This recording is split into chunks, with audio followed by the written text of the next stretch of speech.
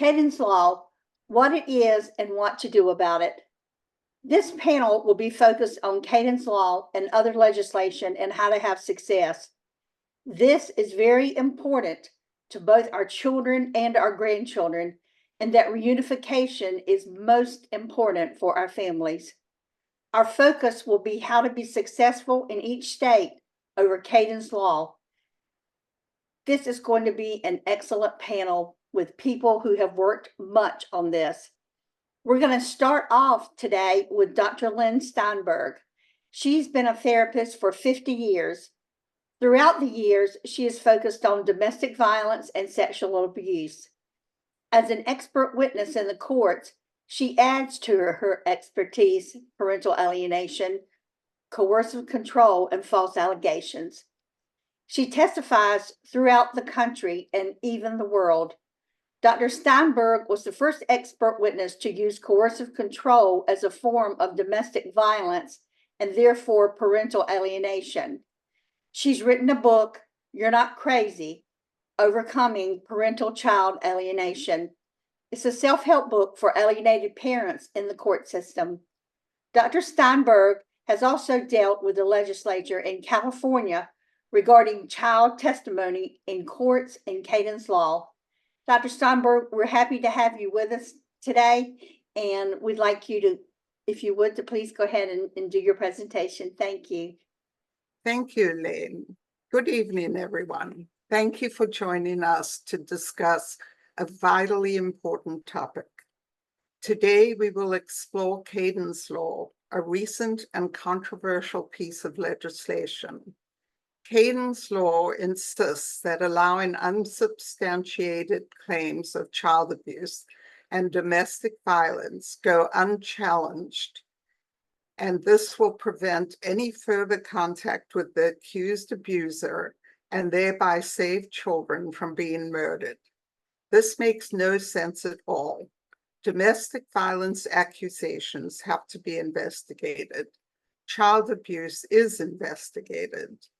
Note, when there's proven abuse, this is not parental alienation, and we do not recommend reunification therapy in these cases. This is an overview of Kayden's Law. In 2022, the Violence Against Women Act authored Kayden's Law, named after a little girl who was murdered by her father during visitation, despite the fact that the mother had warned the court about the homicidal threats from the father and past domestic violence. Violence Against Women Act has attempted to ratify this bill in all 50 states. Each state is promised an amount of money for ratifying the bill, and there is a formula to determine how much each state gets. The proponents of this bill also want it to be under consideration in Canada. Its stated goal is to address domestic violence in families, both intimate partner violence and child abuse. It claims to prioritize a child's safety, thereby preventing children from being murdered. This bill will not protect children from being murdered.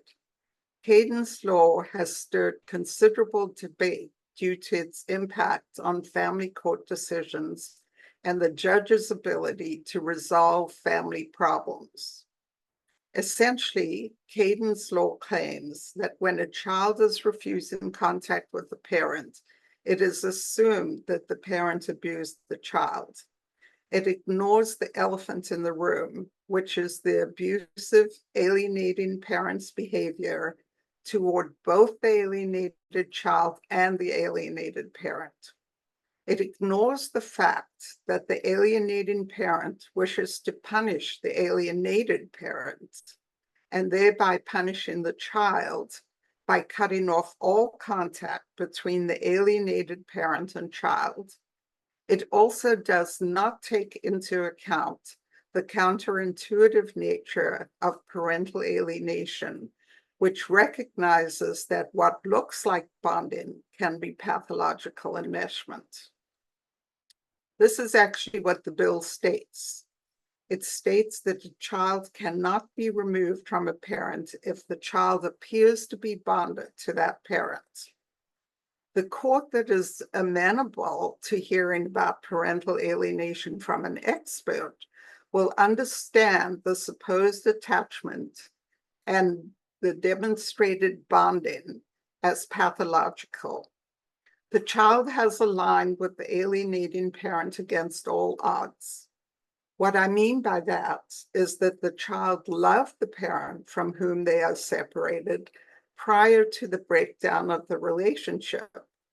The alienating parent forces the child to align with him or her in order to get revenge on the other parent for leaving them. The child is told that parent abandoned them and does not love them. In reality, we are dealing with a personality disorder here.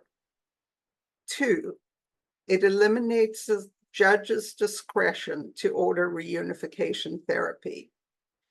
Reunification programs, often mischaracterized as reunification camps, are actually structured psychotherapy sessions designed to help families where a child is severely alienated to safely reunite. These programs are conducted by trained professionals and are intended to support a family's healing and not to impose punitive measures. In none of the cases of the murdered children was there a reunification program ordered or reunification offered, nor was there a risk assessment ordered to determine the need for more protection for the child. The abusive parent was able to gain visitation without a monitor or a therapist present.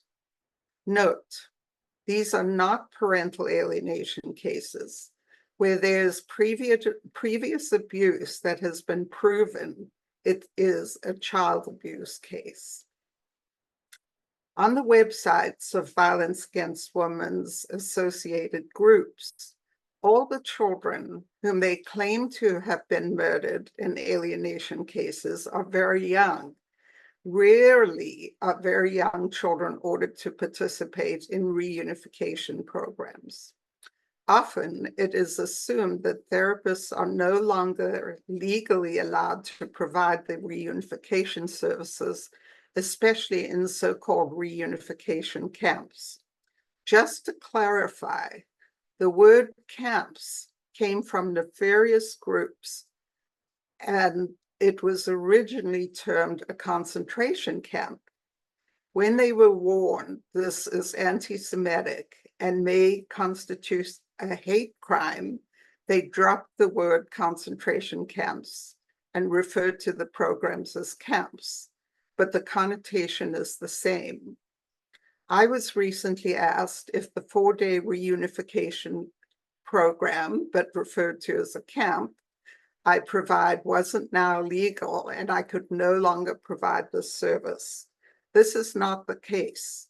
The judges are prevented from ordering these services, even when the court has acknowledged that parental alienation is taking place. They can, however, to clear the coercion of the child as child abuse and use the coercive control law or existing child abuse laws to protect the child and remove them from the alienator's custody. Specifically, the law states the judge may not order a no contact order for the alienator. Court orders have always included a 90-day no contact order for alienators. It's been proven that once the alienators are out of the picture, the alienated parent and the alienated child does very well together. B, there can be no overnight, out-of-state, multi-day stays to attend a reunification program. C, there can be no transfer of physical or legal custody of the child. The coercive control law, which these advocates participated in authoring, calls for a transfer of custody. So how does that go together? D, the use of private youth transporters cannot be ordered, despite the fact these transporters are usually trained in de-escalation and counseling techniques. They have been approved by judges who interviewed them in court. Despite the gut-wrenching screaming by children you have heard, the children were not hurt. Police were present. These children were instructed to behave this way for the cameras. E, no use of threats of physical force, undue coercion, verbal abuse, isolation from the child's family, community or other sources of support, or other acutely distressing circumstances. I'm assuming here they mean that should a child go to a reunification program, none of the above techniques can be used. None of these techniques are used. The process is a loving one for parents and children, and the salacious videos that claims by children are scripted by these groups and are simply false allegations. Apparently, therapy, which is proved by the violence against women proponents, it is to be approved by them, and judges have to undergo training in the training programs they provide. The problem with this is it excludes effective therapeutic approaches that do not align with their narrow definition of what reunification therapy should be, which at this time is not effective. For those who say the reunification programs have not been investigated and are unproven, are peddling misinformation. 3 of the probably 10 programs have scientifically gathered data, and the results are able to be replicated. This is the hallmark of science. I do not believe these courses taught by non-credentialed and unqualified individuals are equal to the curriculums that are already in some colleges and available online. For example, there is now a master's program in parental alienation, which is accredited and available online. It is located in Ireland. So how does the court get around this?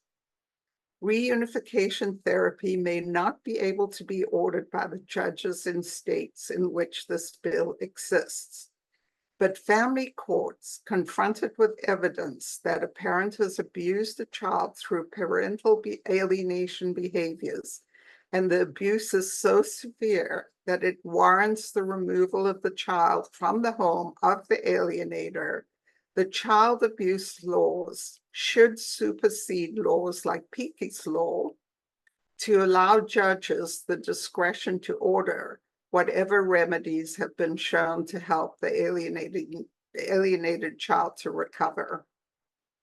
3, claims of domestic violence and parental alienation. The bill mandates that claims of domestic violence be accepted at face value. What violence against women means by this is that the mothers who claim domestic violence do not have to prove it. This potentially complicates cases where parental alienation is alleged. This provision will disadvantage non-abusive parents, particularly fathers who can and are unfairly accused and struggle to prove their innocence. I say fathers here because the bill maintains that fathers claim parental alienation when accused of domestic violence, which is also not true. It may happen on occasion, but this is not the norm.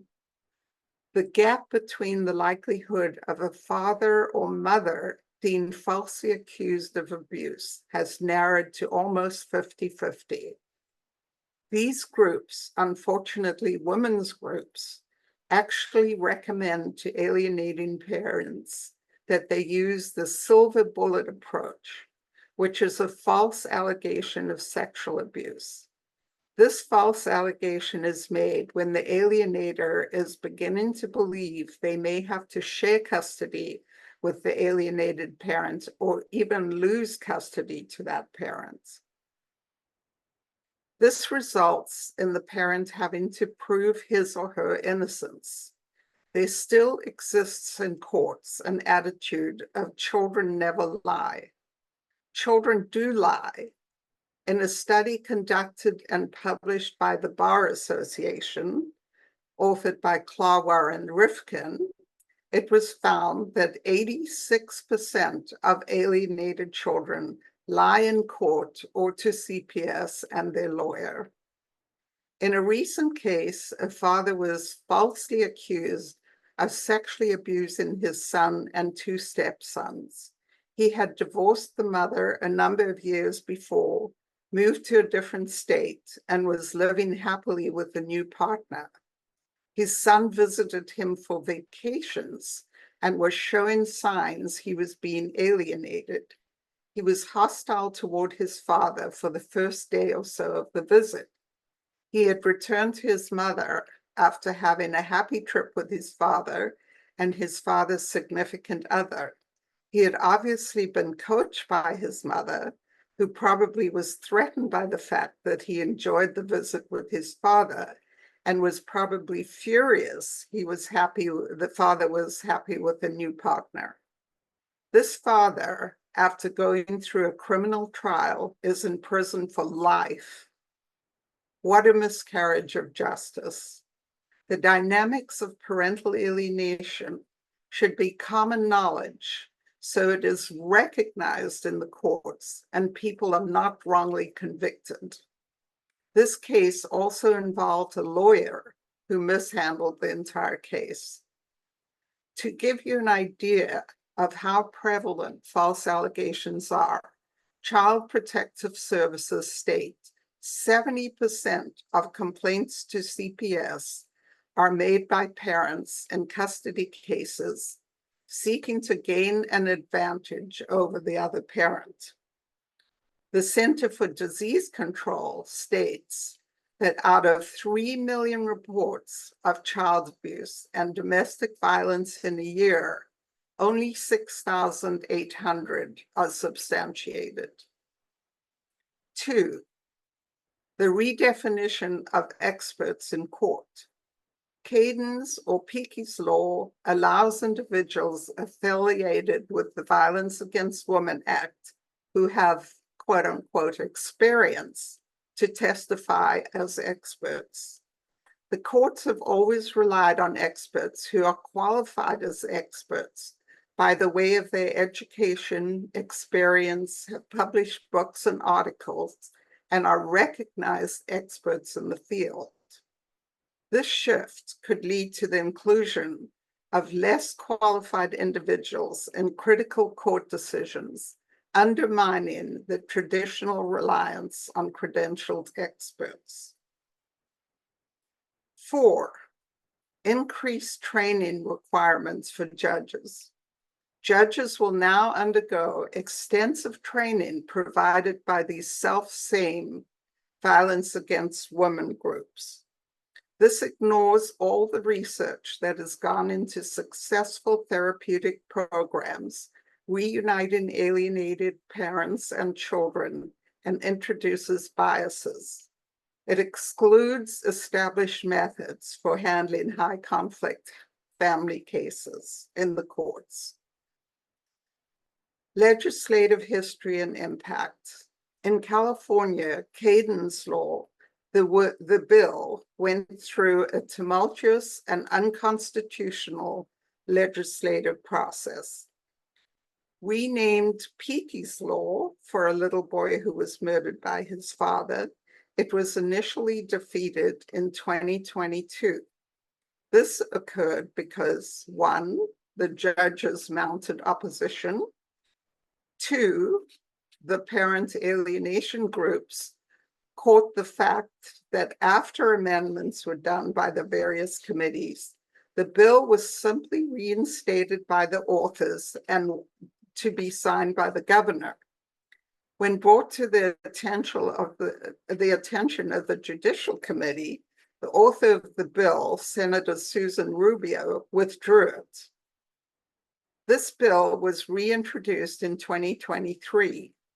There was emotional testimony by the bereaved mother that swayed legislators.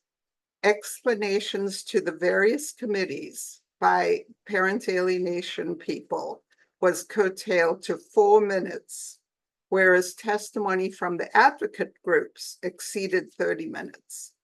We were heckled and threatened in the hallways and parking lots. There was continued opposition and amendments by legislators, especially in the Judiciary Committee, and the bill became somewhat acceptable. However, when the legislative session came to an end, these proponents simply opened a new family law section and put the bill back in the original form and sent it to the governor to sign. Despite the fact the governor was apprised of this situation by me, he signed this bill. He was then praised for his efforts to protect children and was celebrated with an award. Concerns and recommendations. While we share a strong commitment to protecting children, Kayden's law will not save children from being murdered by a parent. Instead of eliminating reunification opportunities with a potentially falsely accused non-abusive parent, we proposed a more nuanced approach and one that actually addresses the problem. Since I have already given a presentation you can watch on Family Access covering risk assessments being ordered when there are accusations of violence and fear for the children's safety, I will not go into what constitutes a risk assessment here. This bill does not prevent children from being murdered. It is a thinly disguised bill by alienators to prevent alienated parents from ever seeing their children again. And as far as I am concerned, it sets back whatever gains we have made in family courts into the dark ages. So, is there something to be done about this law? Before I left California, one interested lawmaker was willing to work with me on the unconstitutionality of Piqui's law and by extension, Kayden's law. This is what I found out. The relationship between constitutionality and the legislator involves the interaction between laws passed by the legislative branch and their adherence to the Constitution of the country. Here's a breakdown of this relationship. 1, legislative power and lawmaking. The legislature is typically the primary body responsible for making laws. It is supposed to represent the will of the people and enacts laws on a wide range of issues, from criminal justice to economic policy. Constitutional framework. The Constitution serves as the supreme law of the land, establishing the structure of government, delineating powers among various branches, and protecting fundamental rights. It is the foundational legal document that all other laws must adhere to.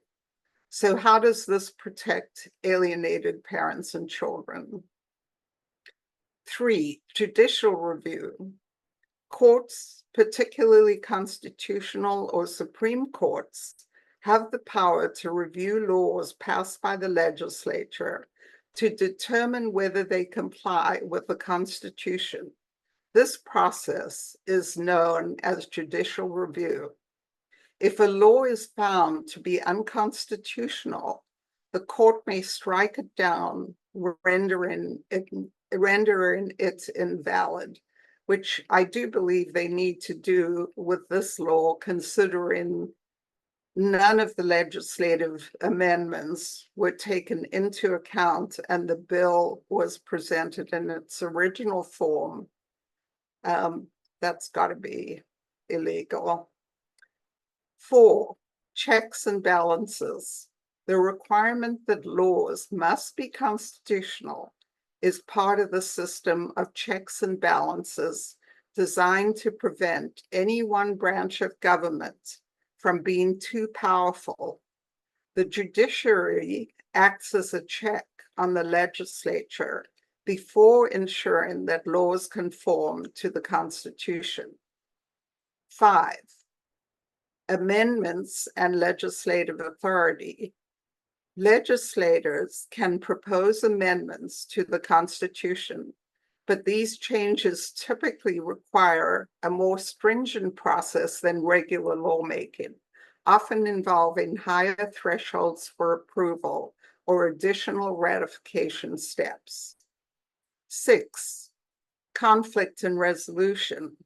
When there is a conflict between a law and the Constitution, the judiciary's role in interpreting the Constitution is critical. However, legislators may respond to judicial rulings by modifying bills or proposing constitutional amendments to clarify the change in the constitutional framework. This ensures that while the legislature has significant power to create laws, its actions are always subject to constitutional limits. It is this latter point that I think is what the legislature was going to work on with me in California. I'm not a lawyer, but I would appreciate knowing our rights in declaring this bill unconstitutional. This deceit is rampant in the passing of this bill in all the states. Not only does there appear to be a conflict of interest in gifting money to the states that ratify this bill, but taking an amended bill and simply putting in the original version, unamended, by switching it to a different family law section. The fact that the governor signed this bill knowing what had happened seems at the very least unconstitutional. And isn't it criminal for Senator Rubio, the group and the groups who funded the money and the governor who signed this bill to use this manipulation to get a law passed? I've heard lawmakers say it happens all the time, but does that make it right? Shouldn't this nefarious practice be held up as an example of how law should not be made? My questions are as followed. 1, offering large sums of money, even if it doesn't materialize, seems to me to be a conflict of interest for states. 2, isn't it unethical to take an amended bill, ignore the amendment, switch it to another family code, and send it to the governor to sign in its original form? 3, isn't it criminal or unconstitutional for the author of the bill, Senator Rubio, to approve of taking an amended bill and switching it back to its original form in a new family code? She undoubtedly knew about this. 4, isn't it criminal or unconstitutional for the governor to sign this bill in spite of the fact he knew about this bill not passing the legislature? 5, is it all right for the people who manage the bill, Violence Against Women Act, to continue to get funding when it's mishandled by supporting groups? 6, who do we go to report these tactics? 7, these manipulations are happening in state after state. How do we curtail their activities? Rabbi Aichenbaum has been active in reporting on these problems and mounting opposition to this bill in all states. There are opportunities for getting involved, which he will go over. Robert Garza will be telling you about the successful bill he wrote, which rises above all the issues of alienation and allows parents to get back missed time with their children. We need this law in every state. Thank you. Thank you, Dr. Steinberg. We really appreciate it. Thank you. Yes. Okay, we're going to go to Rabbi Aichenbaum.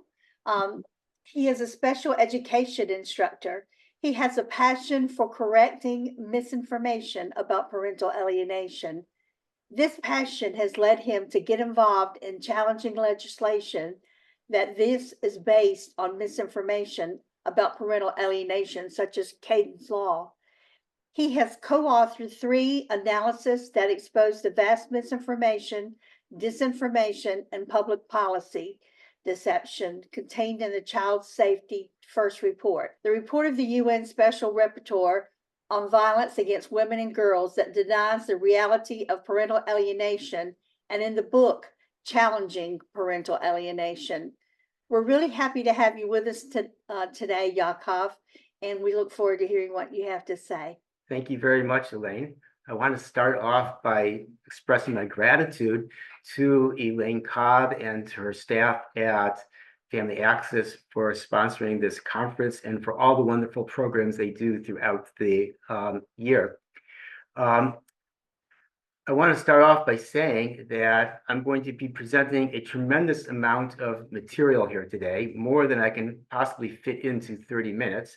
So my PowerPoint will be made available to you as a download, and there is also a whole resource package which Elaine will make available to you that has just a wealth of material that you can study at your own time and pace that will really empower you to help fight against bad laws in your states. So I would like to start off by just giving a quick introduction to Kayden's Law, maybe some things that Dr. Steinberg did not touch upon. Kayden's Law was passed with the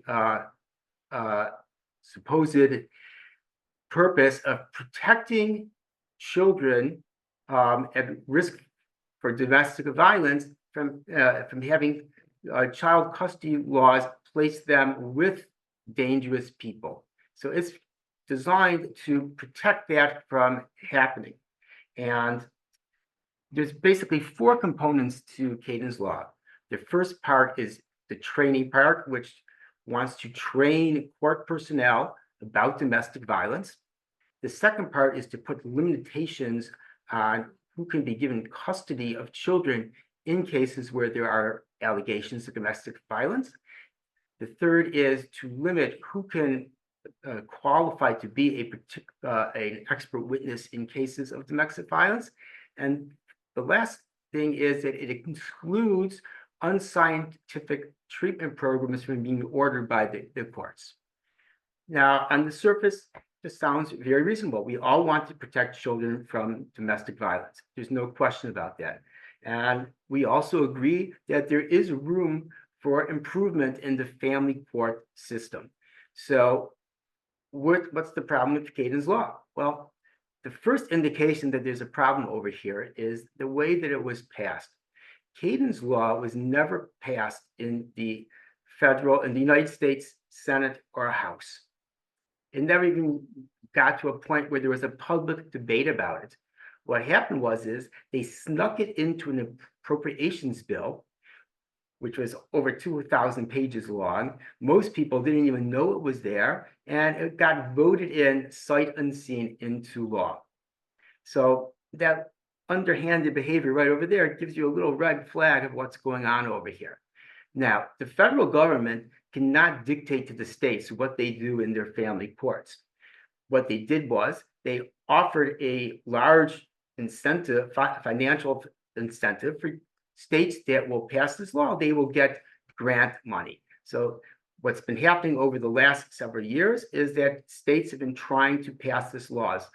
Some states try to pass all the 4 provisions of Kayden's Law in one shot. Other states are trying to do it piecemeal, one bill at a time. Now, the second red flag about Kayden's Law comes from the people behind it. Who wrote the bill? Who are the people that are promoting it and pushing for it? Well, the main author of Kayden's Law is a woman, Daniela Pollack, who is the policy manager at Joan Mayer's National Family Law Center at George Washington University. And she is the main writer, although many other people participated in the process. Many of the well-known critics of parental alienation, such as Jean Mercer, Joan Meyer, Kelly Champion, Catherine Spearman, and others, have participated in the process as well. Now, Pollack joined together with a woman named Tina Swithin, better known as One Mom's Battle, and they founded an organization called the National Safe Parents Organization. And the sole purpose of this organization is to get Kayden's Law passed in all 50 states and to get volunteers to get on the bandwagon in their state and get this law passed.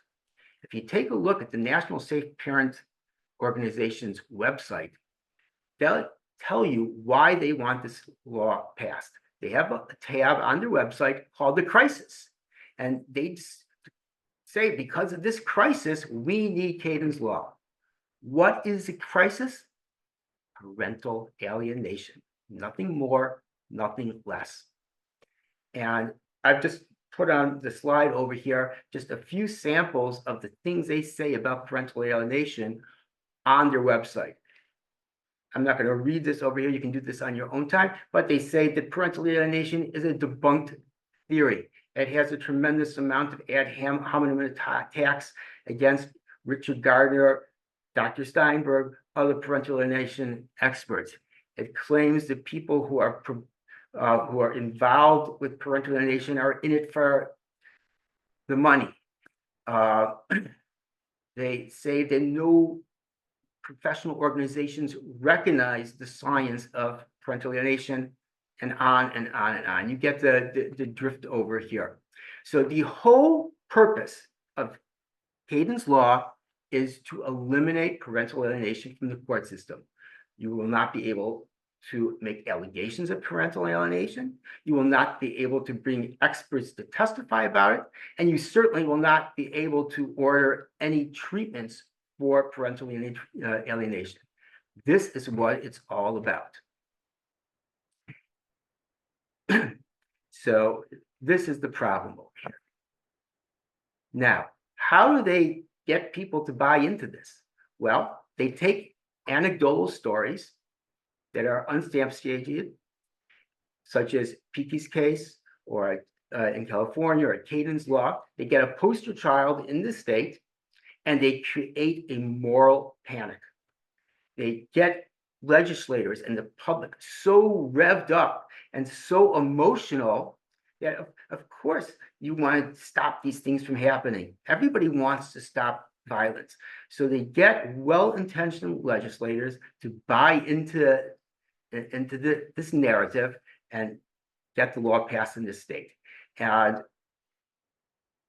the detrimental effects of this law, there's a whole list over here. There's more. It interferes with due process. It interferes with judicial discretion.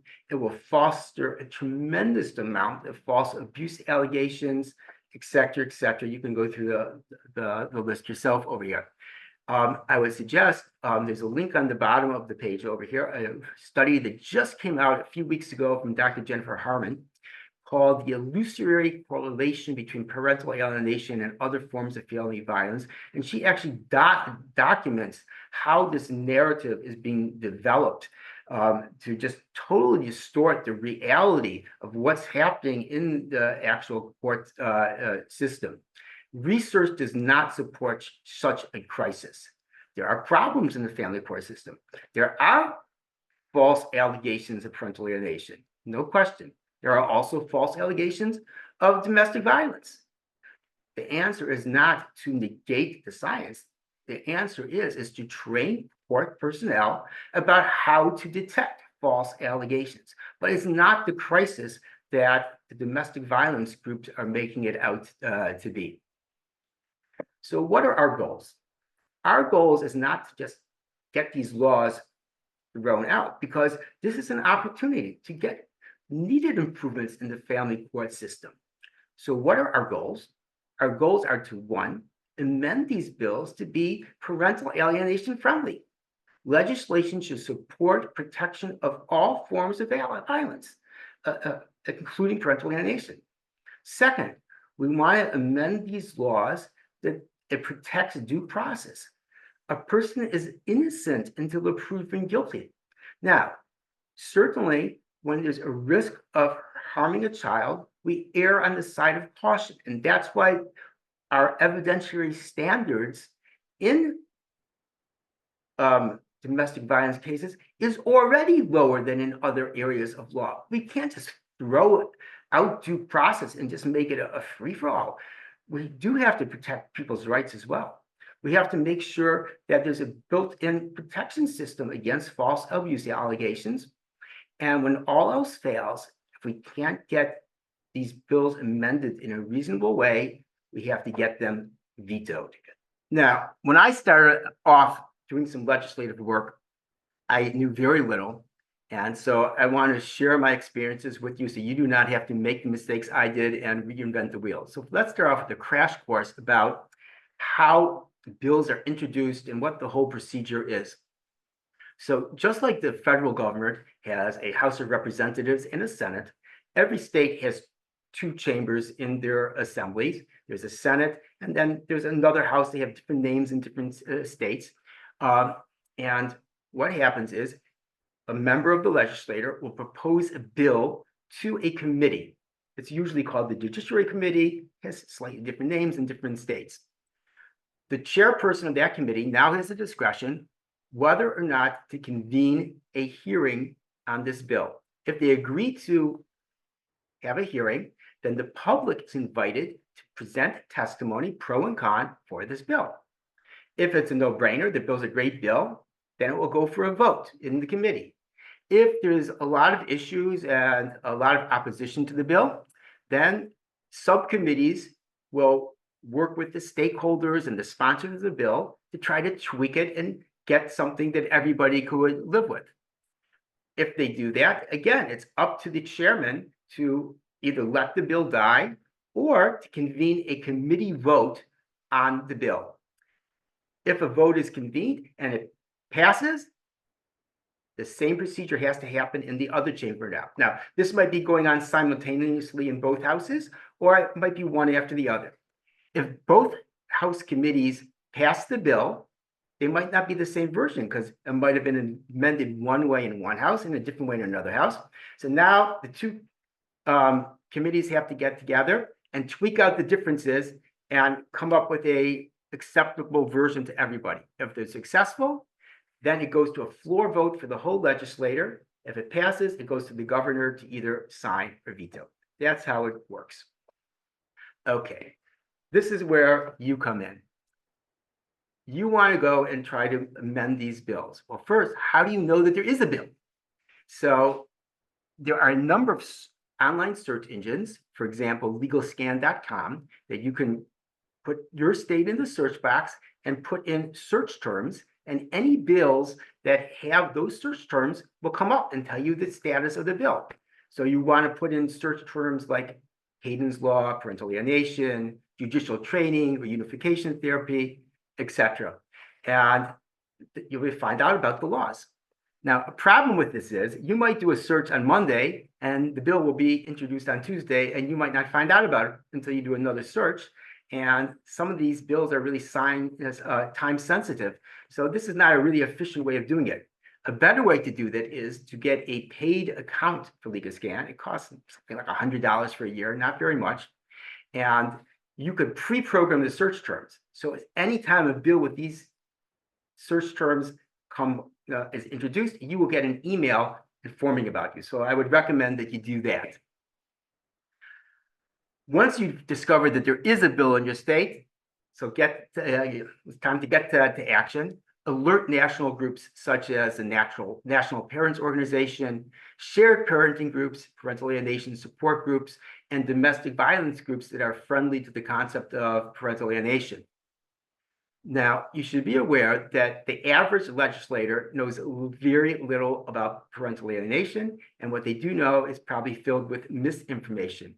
So prepare a brief elevator pitch to educate them about what parental alienation is, that it's scientific, it's a form of emotional child abuse, it has long-term consequences to the health of the parents and the children, etc.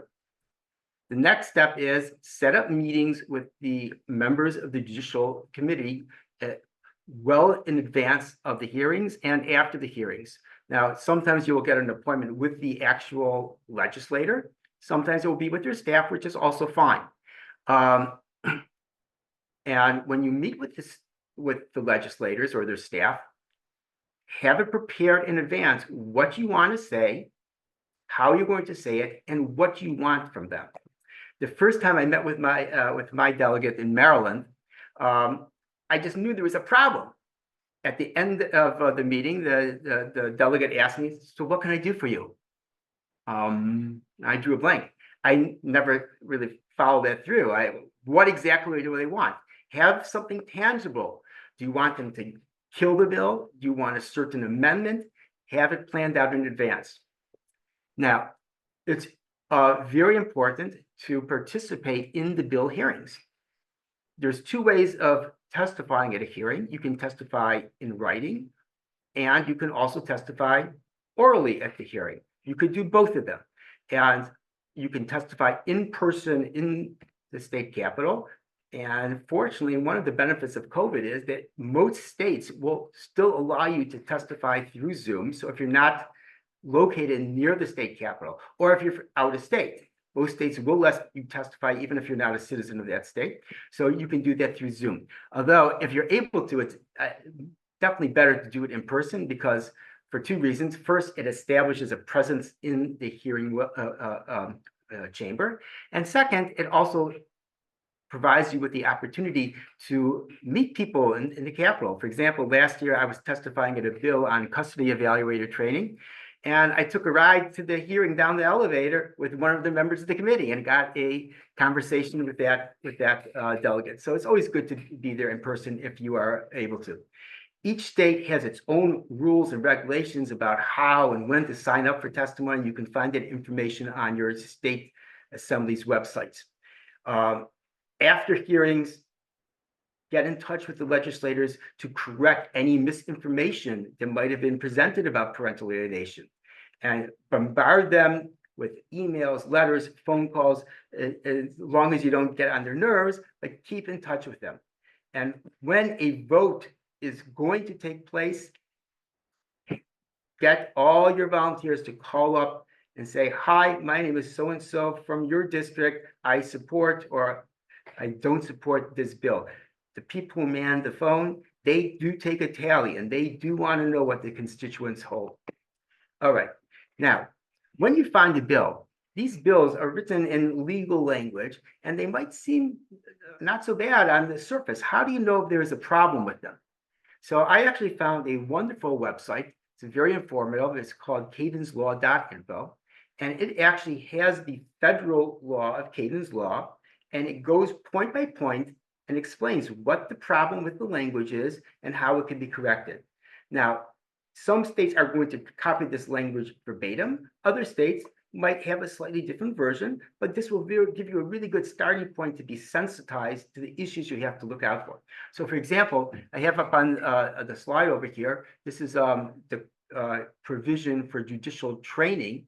It says that the training will focus solely on domestic and sexual violence and child abuse. What's the word solely there for? Say, it should focus on domestic violence and sexual violence abuse. What's solely? Well, we know what it's for. Solely is coming to exclude parental alienation. This is telling, is mandating that judges may not be trained in parental alienation.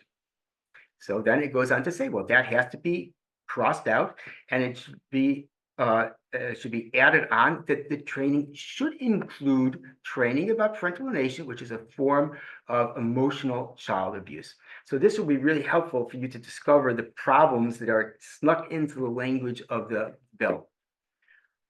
When you're talking to legislators and testifying in hearings and in writing, it's essential to expose the science denial that the proponents of this bill are engaging in. And as Elaine mentioned in her introduction to me, I co-authored 3 analyses of 3 books that the proponents of these laws have put out in recent years. This is their best attempt to present to the public their case and their science.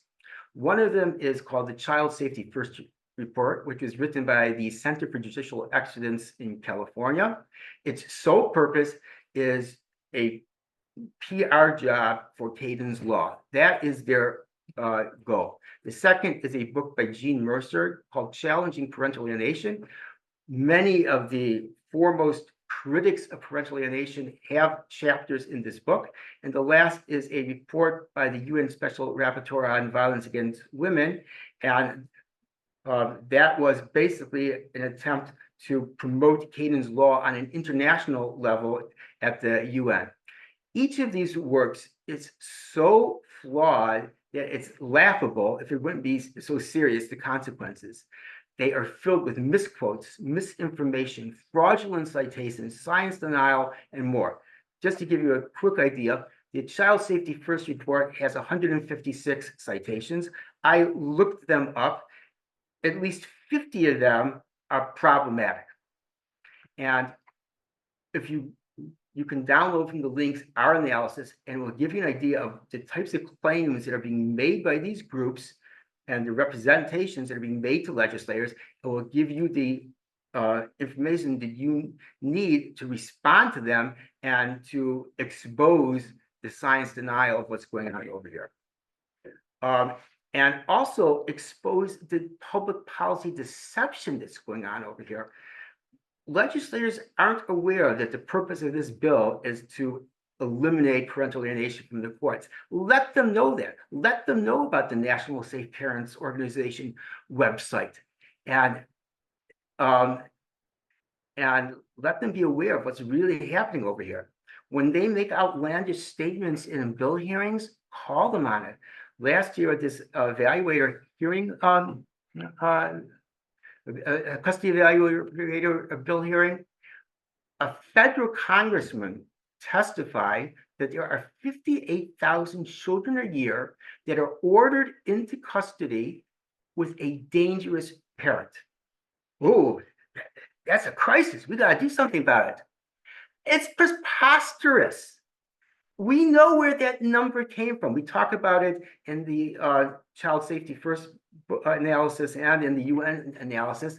A woman in Maryland, Joanne Silberg, came up with this in a press release in 2008. This was not a scientific study. It was some mathematical mumbo jumbo. You could read about exactly what she did in our analysis over there, but it's preposterous. At that time, there was only 50,000 children whose parents went to court per year. Not all of those were custody cases. Some were financial. And of those 50,000 cases, not all of them had domestic violence charges. To say that judges got it wrong 100% of the time is utterly ridiculous. So call them out on it. I actually was able to say it at the hearing. If not, call up the legislators afterwards. And when they say things that are ridiculous, make them look ridiculous because they deserve to be made ridiculous. And as you heard from Dr. Steinberg, unification programs are obviously a very hot issue in these bills. There's 2 links over here. They give you a tremendous amount of information about the reunification programs and no contact orders to frame them in the correct perspective and to address the misinformation that's being posed in these bills. Another important thing to do at these bill hearings and to tell legislators is about the real science of parental alienation. So for example, this custody bill, a custody evaluator bill last year. So we had mentioned to legislators in advance that we would like parental alienation included in it. And I remember one meeting, a subcommittee meeting there, Pollock was there. Some of the other names, I don't remember exactly who was at that particular meeting, but Pollock said, oh, no, we can't put in psychological abuse into this bill because that's a code word for parental alienation. So at this bill hearing, I said the following: you know, it's interesting. The stakeholders of this bill don't want to put in parental alienation. That's really interesting because in 2022, the American Psychological Association issued their guidelines for custody evaluations. And in that, it mentions over 20 times that custody evaluators should take in account parental alienation and address it. That's really powerful. When they hear that the American Psychological Association validates parental alienation and the need to take care of it, that's really powerful. And there's 6 or 7 other sources on the slide over here of very prestigious organizations that you can present at the bill hearings and to legislators in your meetings to show that this is real science that's recognized by real professionals. When you testify, you have maybe 2 minutes to speak. It's not very much time at all. However, legislators can ask you follow-up questions. So when you are preparing your testimony, prepare it in a way to throw out some tidbits over there that will elicit them to ask you questions. And then you can get all the time you want to talk. So for example, at this custody evaluator hearing, I made the following statement. I said, while this bill aims to ensure that only qualified experts will testify, it actually puts a small group of the domestic violence movement in charge of deciding what is scientific, who is an expert, training curriculum, and more. This is not training, it's indoctrination. Now, if I do say so myself, that is a great statement. That really frames what's going on over here.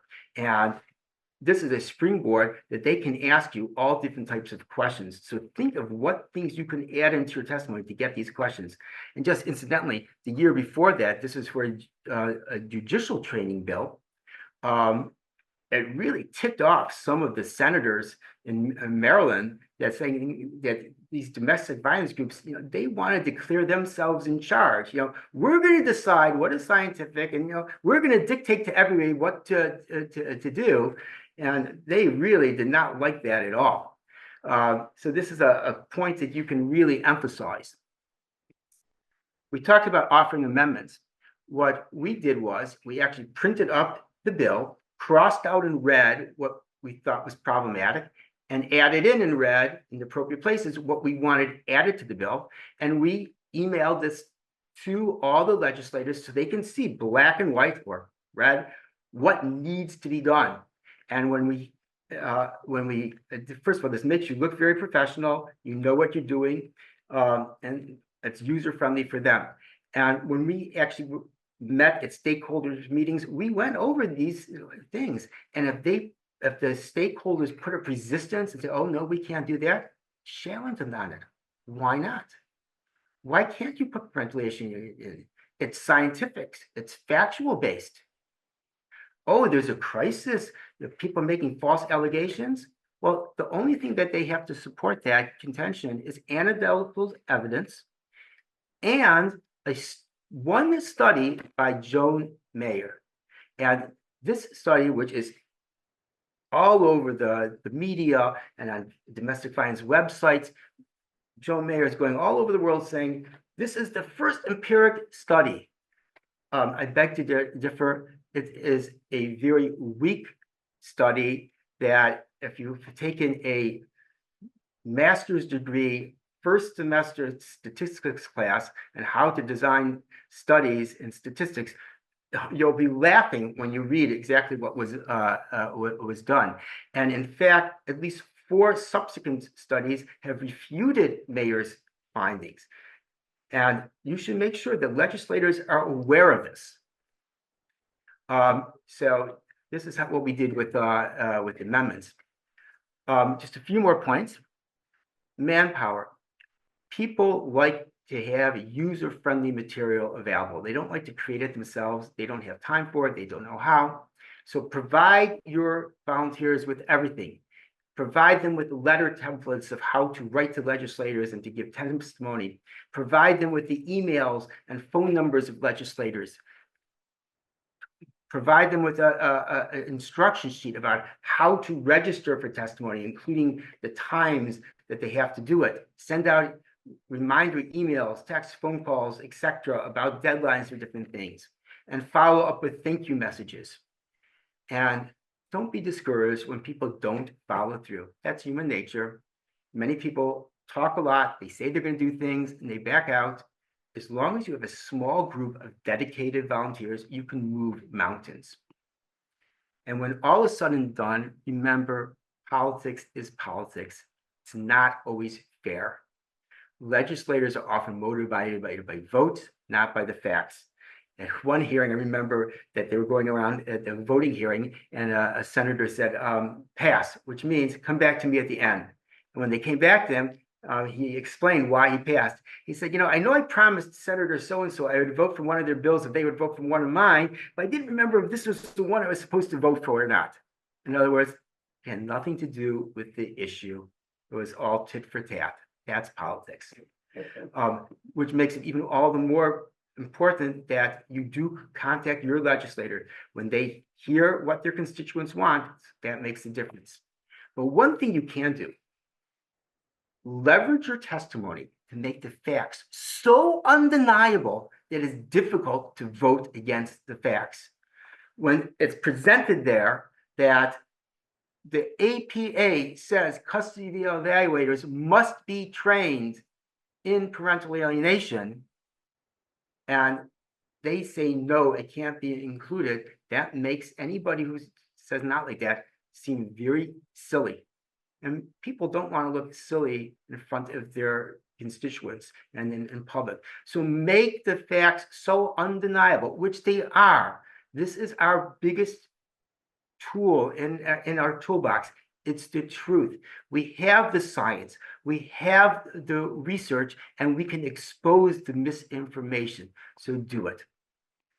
Parting thoughts, help out in other states. We all need to help each other. I've testified in states all across the country. In fact, I've alerted people in other states about bills that they didn't know about. So help out other people, share your material.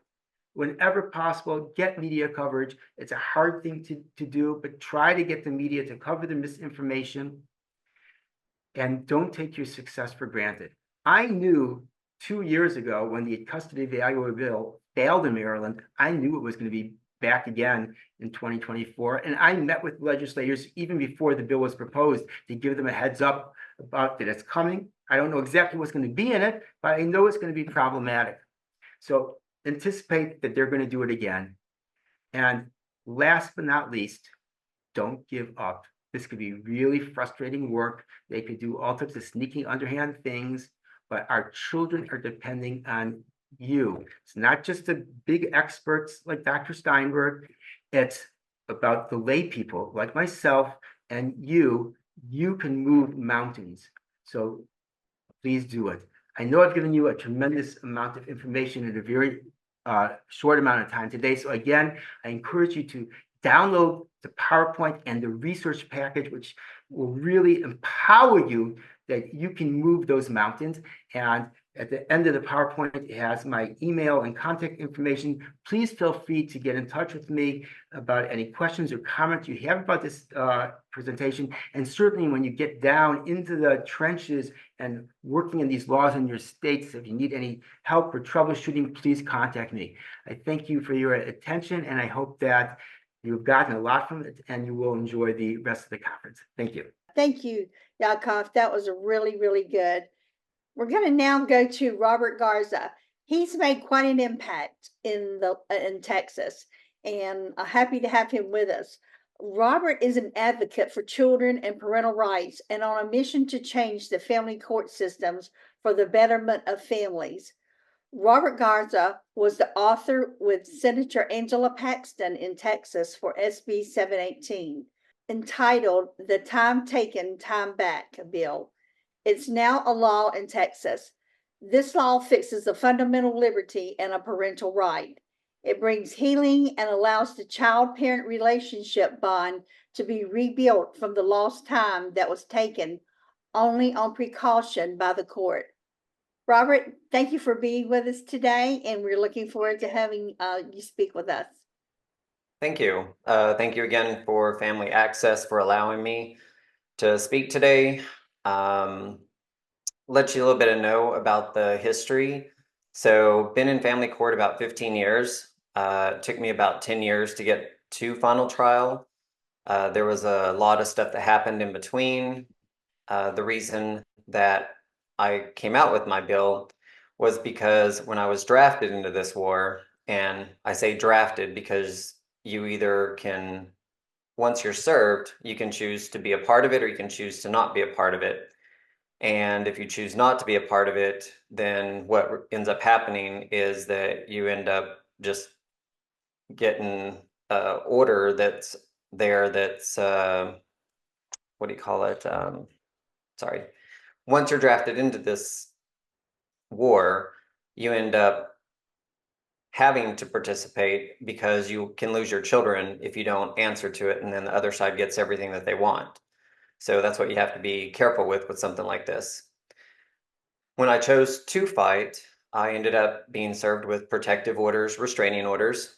At first, I didn't know where they were coming from, and ended up being that I had to fight over 43 of these. Each one could have been imprisoned or in jail or jailed at any point, and this goes to false allegations. They were all ruled out. The problem when I was going through this in Texas and why I had to change the law was because what my ex did was very malicious, to say the least. She would go to a mandatory reporter, report that I was starving, dehydrating the kids, is what it started out first. Then that mandatory reporter would make a CPS report. The CPS would open the report, and she would call, get a case number that there was an open CPS report, then take that and go get an emergency protective order, restraining order, and keep the kids. That's what started the whole spiral of all this. And apparently the lawyers knew how to do this, and a lot of lawyers use this as a tactic to get the upper hand. This is why Kayden's law is so dangerous, is because at any 43 of these that I went through, I could have been separated from my child till they were 18 or even never speak to them again. All the allegations were ruled out. The way that she had done this is through mandatory reporters, so it was done by proxy. Now, I never wanted to talk about this publicly because there wasn't a fix for it. But once I thought about it and found a fix for it, which is the Time Taken, Time Back bill, then there was a solution. And now I can talk about it because now in Texas, you can't do this anymore. The bill that is now a law, it will give the time that was taken back to the person and the same type of time. So if they hijacked your Christmas, then the person, once it's been ruled out by CPS and you go back to court and the judge returns the child, they return the time after the allegation's been ruled out.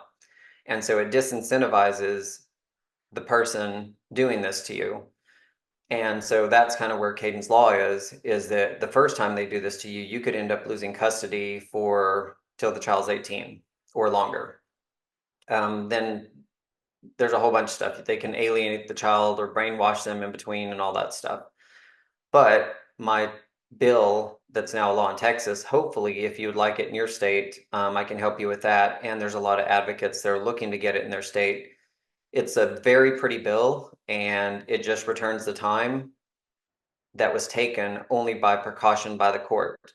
Now, let's talk about the court. when they do these protective orders and restraining orders, these false ones, they're actually violating your Fifth Amendment right for due process. They're violating your 14th Amendment right for care, custody, and control of your child.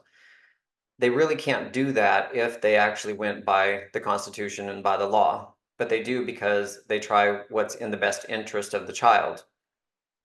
It's actually defined in Title 4E of the Social Security Act, same place where child support is also. But in there, as defined in there, it actually says that there has to be harm that was done to the child, physical harm. So when they adopted it into family court, it's, and they use the best interest, it's kind of undefined, and they use it as a blanket for a lot of things that they do. A lot of the things that are wrong with family court that can be fixed are things like perjury. I never would have went through this had perjury been followed. And so when the family court deters from the laws that are already done by the legislators, it causes havoc. And so that's kind of what we're seeing now, is that nobody's prosecuting for perjury. And that's where a lot of this stem from. If they did that, then there would not be a lot of these false allegations being done. And a lot of people know this, a lot of lawyers. And so to get the upper hand, they just go in there with these false protective orders, or even tell their litigants to perjure themselves, and nobody's getting in trouble for it. But now they are. We're changing these laws in a lot of states. The time taken, time back bill deters it. There's also some other stuff coming down the pipeline, like cameras in the courtroom. That's going to eliminate a lot of these games that are being played also. Another one is judges have full immunity in all states. And so when, kind of like if you think about it back, I don't know, 20 years or so, a lot of the policemen had immunity. And so now they took away the immunity from the police and put body cams on them, and it cleaned up the system pretty much by itself. So hopefully that's kind of what we're looking to do with the court system. That way it gets all the bad actors out. I'm not saying that all judges and all attorneys are doing this, but there's enough of them that this is rampant and needs to quit. Another thing is if they would prosecute for interference with child custody, that's another big one. Most states have interference with child custody, and it's a state jail felony in most states. They don't prosecute for it, and this is a big issue again. I've been through it, and I've tried getting it addressed. And so there's two different ways that you can go with interference with child custody. You can go a civil matter, and that's when you take it to family court, or you can go a criminal matter, and that's when you take it and do a police report. I can explain a couple of those, but so when I went through these 43 false allegations, I went to my state senator, Angela Paxton, and proposed a bill, because every time I went to court and the allegation was ruled out, then it would take me a couple of months to get into court, because you have to notify the other attorney of, a date. Then the court has to give you a date. So even after those allegations are ruled out, which usually take 30 to 45 days, a lot of these people with these protective orders, restraining orders, can't afford supervised visitation. So they're not seeing their children during this time. I was lucky enough to be one of the parents that I was like, hey, if I'm supposed to have them first, third, and fifths, let me have them Friday, Saturday, Sunday. But in doing so, it depleted my funds. They ran the gamut. I had 2 psych evals, 2 home studies, several professionals involved. We had 2 amicus attorneys that were involved, your own attorneys, and because of the egregiousness of the allegations, or I at least was having to get a criminal attorney to fight these allegations, as well as a family court attorney. Now, if you're going through this, hardly anybody can withstand what's going through going through family court like this. And this is kind of the problem when you do have parental alienation in the end of it, because maybe only one of the top 10, not even top 10, maybe top 1% can go through a decade of litigation where all these professionals are involved. And every time that they are involved, you have to pay them to come to court, whether it's a therapist or other professionals, psych eval person, the home study, they're all getting paid to sit there while you're litigating this. I would like to stop it at the root cause. And this is where the time taken, time back comes in, is that it deters them from making that allegation in the first place if they're going to miss all this time with their kid. So it takes the gifts and prizes out of it. And so hopefully no one will ever do that. Now, I could have retroed the bill, and I ended up not retroing the bill because it would have stopped up the family court system. And that's not what I wanted to do. I wanted to clean it up. And so the 3.5 years that I could have probably gotten back with my kids, I didn't get because I wanted to see the bill go through without anyone opposing it. And it went through bipartisan, so it didn't matter if they were Republican or Democrat, they voted for the bill. It also went unanimous, and it went the first time. But it was a very pretty bill that hardly anybody can dispute. And I always say that you have to write new legislation in a way that it can't be disputed. And doing so, it would have to benefit everybody to not be disputed. So when I wrote this bill, it was really pretty. We also, when I was going through this, went on a journey to 40-something states also to testify in front of judiciary committees and state officials about parental alienation, about false allegations being used in family court to get the upper hand. We talked about shared parenting, 50-50 custody. That's another one that will kind of fight this parental alienation. When you do 50-50, it actually fights against it because there are no gifts and prizes at the end. What parent wants to lose half the time with the child, just because they're like, the grass is greener on the other side? Well, that's not true. It's actually greener where you water it. So this will hopefully keep more families together when they start passing a lot of these bills through a lot of these states. So when I gave my bill to Angela Paxton, it was very hard to meet with her, so don't get discouraged. I would also tell you, when you're going through some of this stuff, just be mindful to not emotionally throw up on your legislators. It's very easy to do, especially when they start asking you questions. Try to limit your talks to maybe 10 to 15 minutes. Anything more than that, you're going to lose them. They talk to a lot of people every day. And so you have to, and their time is very valuable also. So if you don't have a solution for them, I would say do not speak to them. Where you want to get your emotional trauma out is going to some of these meetings that they have for the bills and giving your testimony. That's the place where to do it. But if you don't have a solution to whatever you want to fix, kind of like me, I didn't go talk to my state legislator until I could fix the problem. So I showed her the problem, and then I showed her the solution. And so in doing so, she took it right away. So any other issues that you're having in family court, they know it's an issue. Believe me, there's enough of us advocates in every state that are speaking with them. And it's on a national level. This is in every state. They know it's an issue.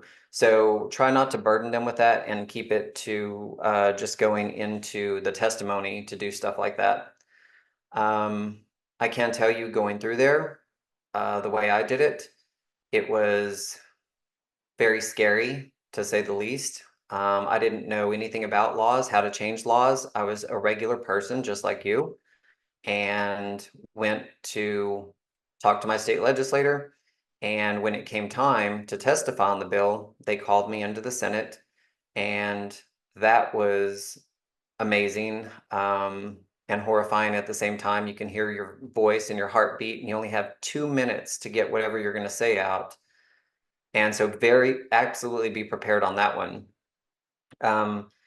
As that clock's counting down, I'm telling you, there was nothing scarier that I've ever done to know that I was at the end of 2 minutes. If I didn't get out what I was going to have to say about it and convince the Senate and the House to pass this, that there would be 30 million Texans that would not be benefiting from this if it passed.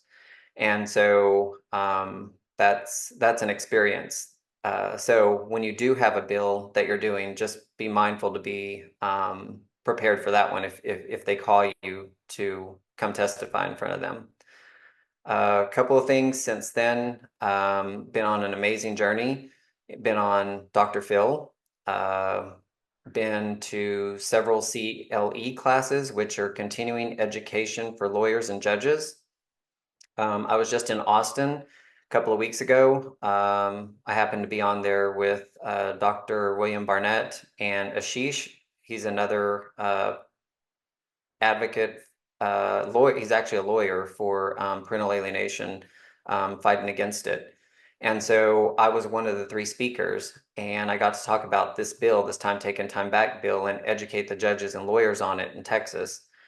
In doing so, I also got to tell them that their rulings in their temporary orders are most people's final orders. And I explained to them that a lot of people after that first hearing in their temporary orders, that they need to be more mindful on it, because a lot of people can't come back and fight, back and forth over this and don't have enough money for it. And so their temporary orders end up being your final orders. A lot of people don't get to final trial. In Texas, you can, before you get to final trial, you have to mediate first before you can even get to final trial. It's one of the laws. So just be mindful that you want to present all this evidence and everything else, but it's in your child's best interest to not enter into family court, in my opinion. But if you do have to go that way because you're drafted into it and you have no choice, by the way, if you think about it, a divorce is actually the only lawsuit that you can file, if you think about it, that whoever files it knows they're going to win at the end of it, because they're filing to divorce you. Whether you agree to it or not, they're going to get it done. And so it's the only type of lawsuit of that nature, which is scary. If you think about it, it's the only lawsuit that you can file that you know you're going to win. You may not always get everything that you want, but you are going to get what you filed for, which is that divorce. So if anyone has the chance to go to YouTube and watch We the Parents, it's another documentary, and I would suggest everybody to watch it because it kind of shows the history of where a lot of this stuff came from, but it also shows what it's like in family court, going through family court, whether you're a man, woman, grandparent, or even an attorney. There's several of us. I'm one of the people in it. It's all true. It's all real life of what's going on. And it's a very big eye opener to people if you're going through parental alienation or through family court or even before, so your relatives and family can understand what you're going to go through or what you're going through if you're already in it. And I would highly suggest that. Again, it's We the Parents. It's on YouTube. It's for free. You can just Google it. So Dr. Phil found me on We the Parents. They contacted me, and at first they were asking if me and my ex would come on the show.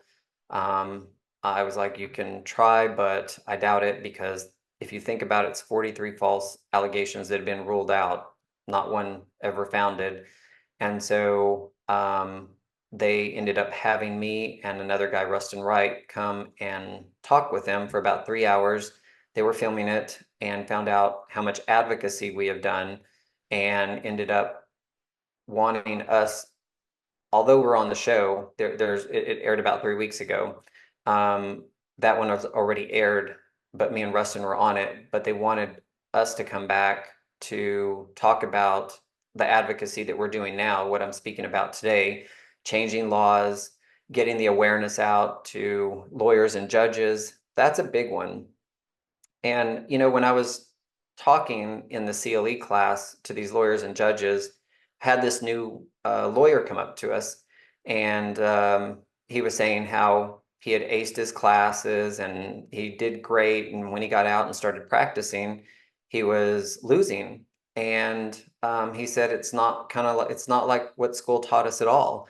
He goes, I prepared everything like they said it. I did everything correctly. And they used this term, best interest of the child, and they did whatever they wanted to, and there was no laws or anything else. And so he said that was one of them. But another one, he said there was just all kinds of games that were being played. And he said, so from then on, to win his own cases, he started playing the games also. He didn't like it. It's an ethical issue. And he just said the whole system has to change. He goes, I never knew it was like this. So that was pretty interesting coming from a lawyer.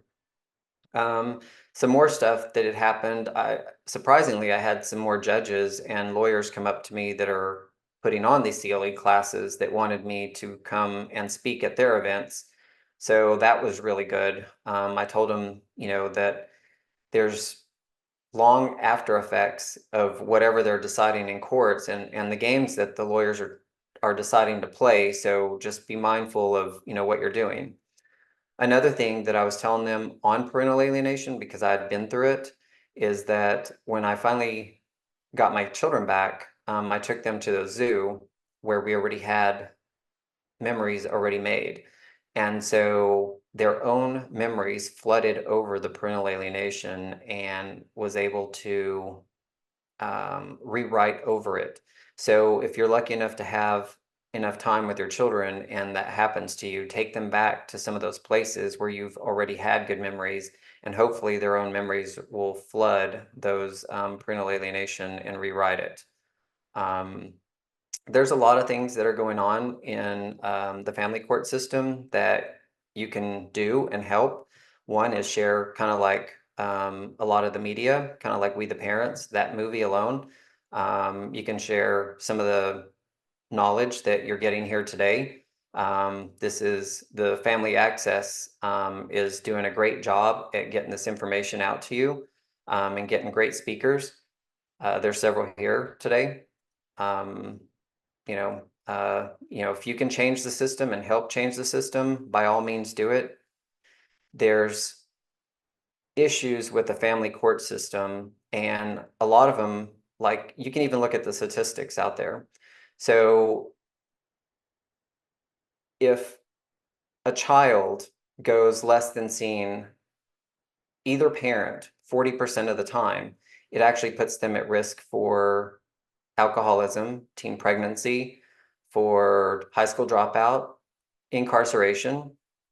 Those statistics are alarming because if you look at what the last 50 years are, and it differs in every state, but let's just say Texas alone, standard possession in Texas, depending on the school district that you're in, because of the holidays or whatever, it's anywhere from 27 to 30%.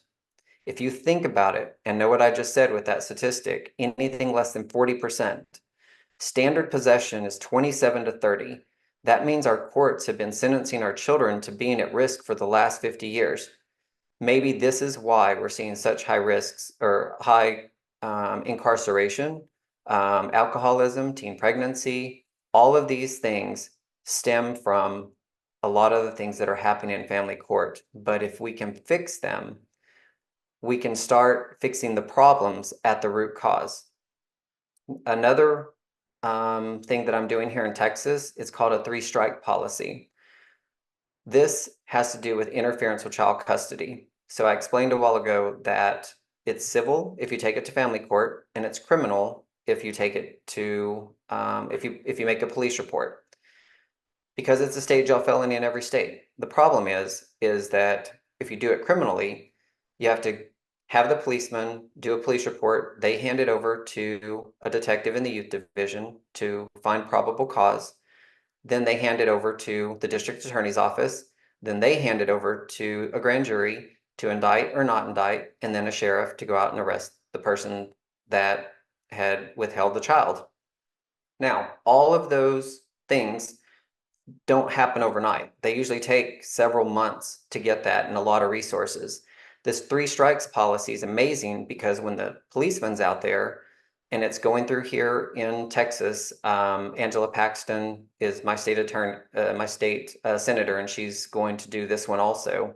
What it does is it takes all of that guesswork and all those resources out. And when the cop is out there, he looks at the decree, says, okay, are you going to turn the child over? If the person says no, then he gives them a $500 fine. Now, he gives them a $500 fine the first time he goes out. Another time, if they withhold him, the second time he gives them a $500 fine. And the third time, it becomes a state jail felony, what it already is now. What I'm doing is just amending it to 2 misdemeanors before the felony. And I did that on purpose because when I talked to a lot of these district attorneys' offices, they said that they didn't prosecute for it because there was no history. So they didn't want to give a parent a state jail felony for withholding the child for 2 days or the first time. So I took the guesswork out. There's going to be a record because the cop's going to do a $500 fine the first time, the second time, and the third time it becomes the state jail felony. So with that alone, we'll stop a lot of the parental alienation that's going on because from what I understand, if you can hijack a child for more than 30 days, you have a better chance of brainwashing them and stuff like that. So with the constant contact, hopefully there won't anybody be going to jail or to or a $500 fine. Hopefully it just stops the behavior, kind of like the threat of a belt. When you tell a kid to stop doing something, more than likely they're not going to do it. So this will stop a lot of the things at the core to do with parental alienation because you don't have enough time to brainwash or hijack the child because there will be constant contact with them. This, hopefully, with both of these bills, so you have one for false allegations and getting that time back to repair the parental bond that was broken. Then you have interference with child custody, the 3-strike law, to combat people that are withholding the child from the other parent. So hopefully with both of these bills, you can have them in all of your states. You can reach out to me on Facebook. It's under Robert Garza. You can contact the Family Access Group. Again, thank you everybody for your time. And if you have any questions, feel free to reach out to me. Thank you. Thank you so very much, Robert. That was really great. And we're going to also now have a Q&A session, and we'll be with you with doing that in just a second. Okay, it's really been a great presentation of panelists. We've done really well with that, and I hope you've all learned much and know the importance of Kayden's law of trying to defeat what it's doing to our children. Reunification is much necessary in helping to build a relationship back with our loved ones. So I'm going to go ahead and start asking questions. We're going to start off with Lynn. I'm sorry, Dr. Steinberg. Okay, what are the most important lessons that you've learned from the passing of Piqui's law that will be helpful in other states? I think that because Piqui's law really affects the judges more than anyone, they have to be approached and organized. Because the first time we went around and we defeated Piqui's law, we organized the judges, and all they had to do was call into the senator's office who wrote the bill, and finally she withdrew the bill. The second time when I called the judges, they said that they weren't willing to be out there, stick their noses out is what they said, because they were getting the same kind of backlash that I was. And so they actually didn't want to be organized. But I think in other states, if you want to defeat this bill, organize the judges. Okay, that's good information. Thank you. Yaakov, a lot of your approach is based on educating legislators about PA information.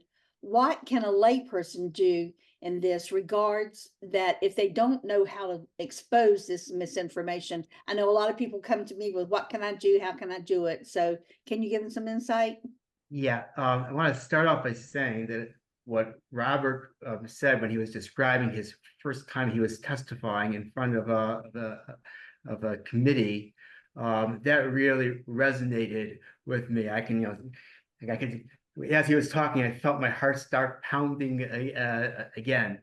So I think that's really the first step, that none of us had any legislative experience. We knew nothing about it. We made mistakes along the way, but we each had a passion for the cause, that we connected with people and we became educated.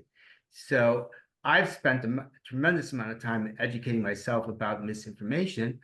Most people don't have that time, but that's one of the things I did in the resource packets, is I tried to give you, or the listeners, the information that they need. Now, I can't read it for you, but it's there. And just go over it. If you have a judicial training bill, take a look at the material there. There's sample testimonies that people actually, that myself and others wrote in, and that will give you an idea. You don't have to reinvent the wheel. And a lot of times what we did, when I would write something, I would throw it over to some people I was working with, to real parental alienation experts, and got feedback and tweaked it and tuned it. So give yourself the benefit of the doubt. You can really do it, and you'll get more polished and confident as you go along. And also, call in the experts to help you. We called in Dr. Bill Burnett to sit in with us at meetings with legislators. Now, don't do that all the time, because they have other things that they have to do. But if you have a really important, like, push comes to shove meeting, call in the experts to come and help you. That's what I would recommend. I agree. That's really good, Yaakov. And a lot of people, just, to go a little bit more, when you reiterate what you're saying, a lot of people are like, I don't know what to do. I can't do it. I'm happy for the work that you guys are doing. And I'm like, well, you need to get involved, because numbers matter. And, these are your children and grandchildren. And if we're not standing up for them, who is? So, it would be great if you could say, I fought for you. One day, let them know when they're back with you, you can say, I fought for you. And that's important. So thanks, Yaakov. Okay, Robert, time taken, time back sounds very promising, yet a law is only as good as its enforcement. What safeguards can be implemented to ensure that the courts and law enforcement actually follow through with the law?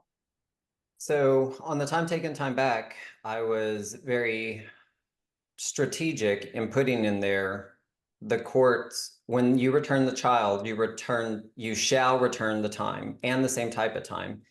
It basically didn't give the court any kind of discretion over the bill. So if you're returning the child, you return the time. And that's why it was so powerful in doing so, to deter someone from making that false allegation, because when that gets ruled out, the parent that made that false allegation is going to have that same type of time and that same amount of time taken from them and returned to the other parent to repair that parental bond.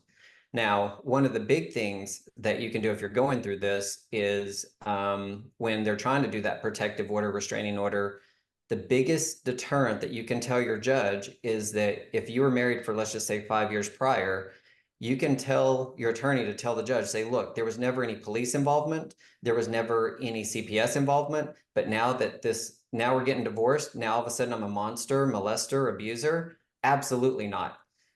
More than most times, if they could get that in there, they won't give that protective order, restraining order. The sad part is, most of the time you're not notified of that protective order, restraining order, that they're getting it before they get it. So Yeah, that's good. And while you were saying that, it reminded me of Brian Martin in Pennsylvania.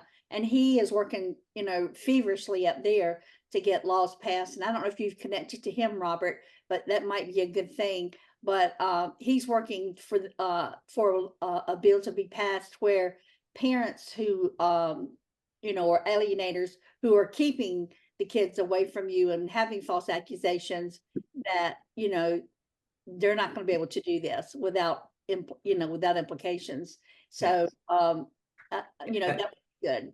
And one more thing. So when you do this and you get that false police report, or you're reporting this to a policeman, somebody, to get a protective order, restraining order, it's actually against the law and a Class B misdemeanor, jail time and a fine. So if somebody made a false statement to a police officer, go that route also to combat this on another level. That's great. That's great, because you got to fight back. You can't sit back and take it. That's so important. So, okay, Dr. Steinberg, there were different stakeholders who opposed Piqui's law, such as the California Judicial Branch. What advice do you have about how to collaborate with such groups in our common goal?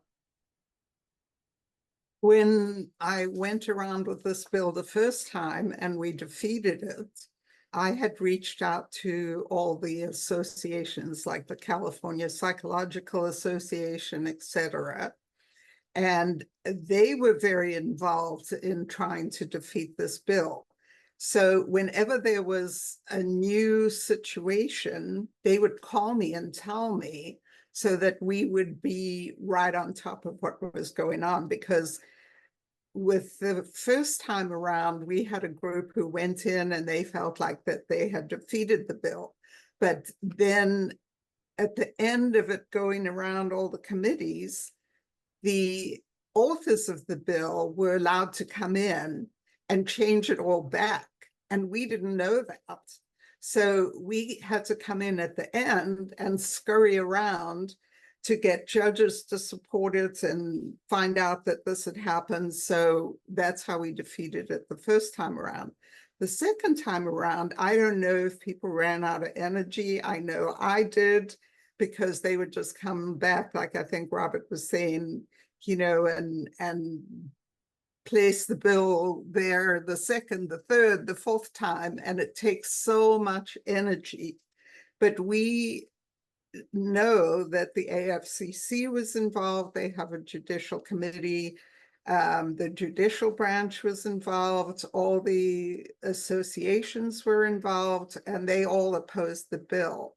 But unfortunately, when, like Yaakov was saying, when these mothers came out whose children had been murdered, whom I only have great sympathy for, and talked about that experience, the lawmakers were actually saying, sign me up, I'll co-author that bill. And they really didn't know about the other side of the bill, even though we had lobbied and gone to almost every single senator who was on a committee to talk about the reality of parental alienation and how this bill was not going to help children prevented from being murdered. Yeah, and it was a sad thing when President Biden signed it, and that just was devastating. And not checking it out, what needs to be done, and that really was sad for the children. So thanks, Dr. I don't think that he actually read it, because there's so much gender bias in that bill. Yeah, well, that's nothing new up there in DC. They don't read it. Okay, but we digress. Okay, Yaakov, you make lobbying sound simple. Doesn't effective lobbying entail much more than just a few meetings and providing testimony? 100%. And I am not the classic lobbyist. I'm probably breaking all the rules.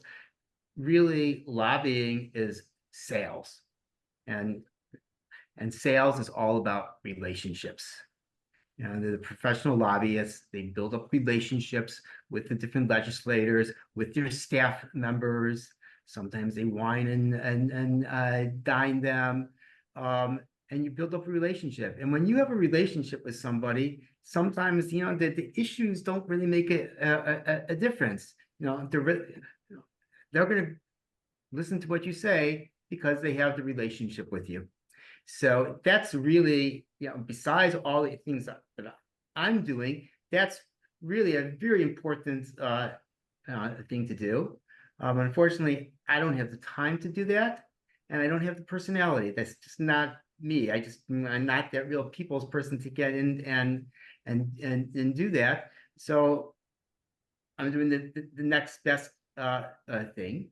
With that said and done, before I meet with a legislator for the first time, I do try to look up information from them. I look on their web pages, find out what their interests are, and I try to make some type of personal connection for issues that they're passionate about. If the legislator themselves has gone through a divorce, I try to connect on that level with them and get them to empathize with the issues. So that much I do.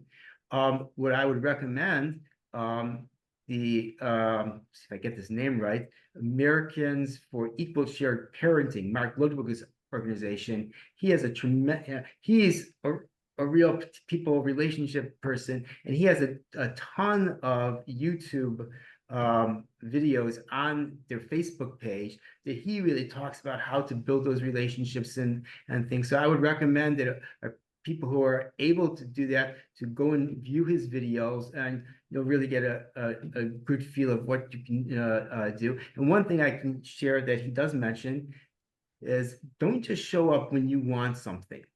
Mhm. If the legislator is up for re-election, or they're having the spring picnic for the constituents, show up there. Show that you're part of his team or her team, and you're supporting their causes, and maybe make a donation to their to their campaign if that's something you would want to do. So that's a very good investment also. I agree, and make sure your presence is well known with the legislator. They need to know that, whether he's a senator or House of Representatives, they need to know who you are and that you're part of what they do. So, you want them on board with you. So yeah, that's really good. So thank you. And Yaakov, you do have the personality. I disagree. So, okay, Robert, courts are known to move in slow motion. It can take a year to get a court hearing in many cases. How effective will time taken, time back be if the wronged party has to wait a long time for a court to address the infraction? So a lot of the times this is mostly dependent, not on the court, but it's on the attorney and how aggressive they are. Because if you think about it, emergency protective orders are same day or next day. So it's not the court always. Now, if they don't want to hear your case, yes, a lot of the times it is the court coordinator playing games. If you're, especially if you're pro se, I'm pro se now. I've spent $700,000 on my attorneys just being able to see my kids and be in their life. I have joint custody of my kids now, so I'm out of court, and then I'm in and out court still. But so I know they do play games. A lot of this is stemming from COVID too. COVID was a crazy alienator's dream, and is the most I could probably say it. It wreaked havoc on everyone, especially the children, mostly the children. And so it allowed a lot of these games to be played and drawn out and everything else. But the time taken, time back, I think if you get in there, because when they return the child, they return the time. A lot of these people want to get to final trial. The easiest way to do it is if they used false allegations against you, you dissolve the protective order, restraining order. You get them to dissolve it and have a hearing on that versus going forward or something like that, because that's what takes a lot of time. If they want to waste it on final trial, you don't want to do that. You want to dissolve those temporary orders that they got, that the court did on a precaution by taking your rights away as a parent. And so concentrate on doing that before anything, and you'll get a pretty fast hearing. And so when they return the child, they'll return the time. That's great. Thanks. Yeah, attorneys and judges, they love to drag things out, and it's unfortunate because it's really draining people of their money. you know, and then keeping them away from their children as well. So yeah, that's really sad. Dr. Steinberg, which of the many concerns that you expressed to legislators about Piqui's law registered the most with them? Well, I wanted to say first that the committees that I found over and over again to be the most important committees were the Judicial Committee and the Finance Committee. And so we went to them the most. And when you make an appointment to go and see a senator, what you get is a 20-year-old, literally, because I asked them their ages, aide that you make your case to. And what I would ask them is, maybe you know somebody like this, you know, who's an alienated parent, and they would invariably say, yes, my uncle's an alienated parent. Oh yeah, that happened in my family. So they could really relate to what was going on. And so I talked about the alienated parents' plight. So the committees that we had the worst time with were not in the Judicial Committee or the Finance Committee, but they were sort of extraneous committees who jumped on the bandwagon quickly and said, yes, I want to be on this bill because it's going to prevent murders of children. So, yeah, and I think a lobbyist can really help a lot because they make appointments, they go with you, they tell you what to say, and they can be on top of where the bill is in the legislature. That's good. And how can some of these people connect to a lobbyist if they don't know anyone that is a lobbyist? Well, I called a lot of lobbyists and I asked them that same question. Do you know anything about PA? And I will tell you that everyone who I called, all knew about what PA was. They didn't have the name, but they all knew. And I chose someone whose husband had been a victim of PA, and she was the lobbyist for free because she had so many feelings about it. Wow. So I think just keep calling them. You know, there's always blurbs about them, and choose the ones that have the most experience or are the most empathic, and you'll find one that way. That's great. And I think also too, like when you're wanting to get a bill passed, it's also good to do your homework, check the legislators and see who's done family law bills before, you know, because they'll be more apt to get on board with you that way. So that would be good. Yeah. Okay, thanks, Dr. Steinberg. Okay, Yaakov, what's the most important point that legislators need to hear? Okay, before I answer that, it's just Dr. Steinberg reminded me of something I forgot to mention in my presentation, that when you meet with legislators, this is another great benefit of COVID, that everybody does Zoom meetings now, and you can just meet with the legislators or their staff on Zoom. And one time we met with somebody, their video wasn't working, and we could just like hear in the silence, this guy was probably sitting there in his shorts with his, you know, drinking his lemonade with his feet up, and he was a 20-year-old and didn't really, really care about us. But actually, we had pretty good experiences in Maryland, that the people we met with were very professional. Maryland is a little more backward state than California, so we actually got to meet a lot of the legislators in person as well. In terms of your question, I think I really touched on it in my presentation. The main things is the truth, and nothing but the truth. Just give them the facts, the science, and expose the narrative that's being told to them. You know, the Child Safety First report, which the Center for Judicial Excellence in California put out, and I'm sure Dr. Steinberg is very familiar with them.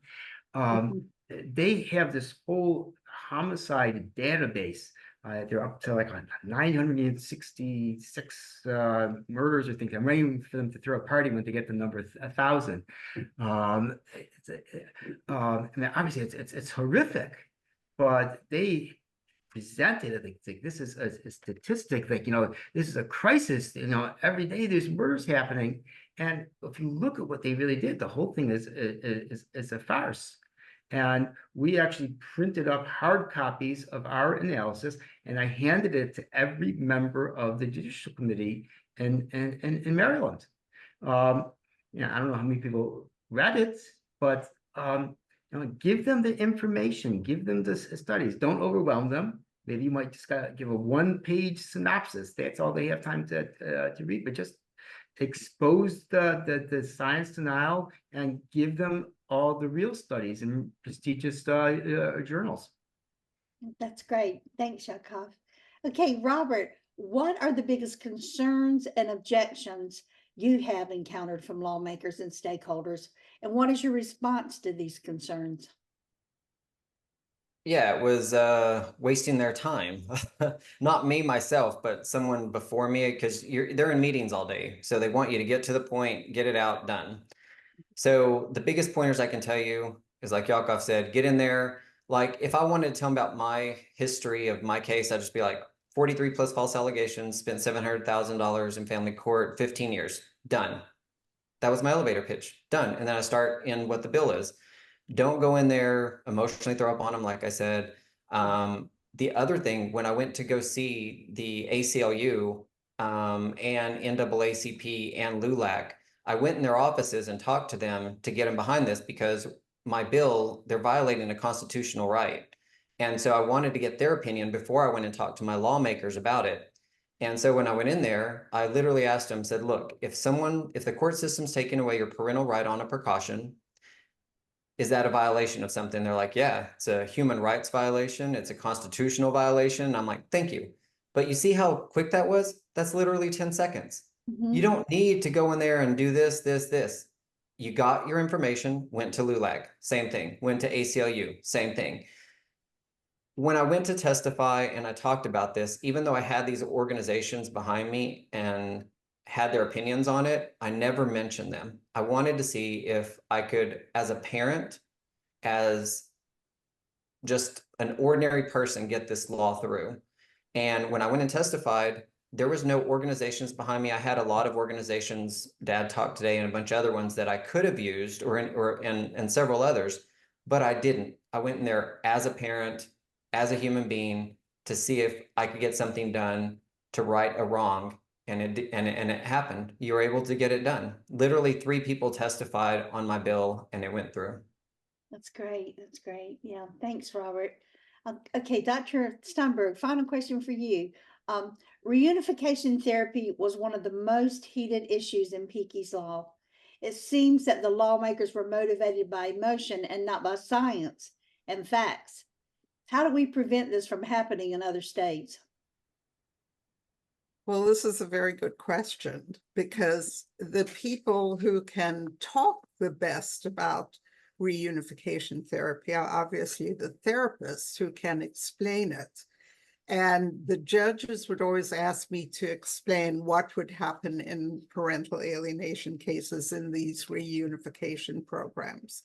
And when I explained, they were satisfied and they ordered these programs, and they would declare after the program that it was a success. However, in that very famous case in California, the judge had to issue a gag order because of this one mom's battle and the father putting out all this misinformation, and then the children getting on TikTok and lying about what happened. And I was not able to defend myself. Yeah. And other psychologists wouldn't be able to defend themselves either, because it goes against our ethical standards to be able to do that.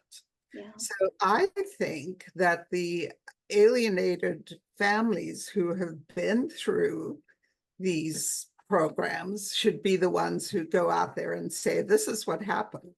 And this was the most loving process. It wasn't what is being put out on TikTok and other social media platforms.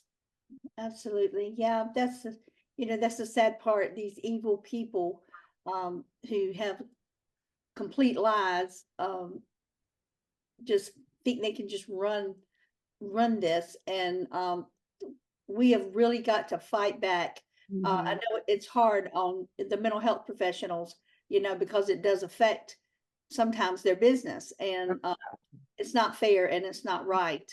And I'm just praying that more step up like you, Dr. Steinberg. We have great respect for what you've done for this so much, and I think that's why you were targeted.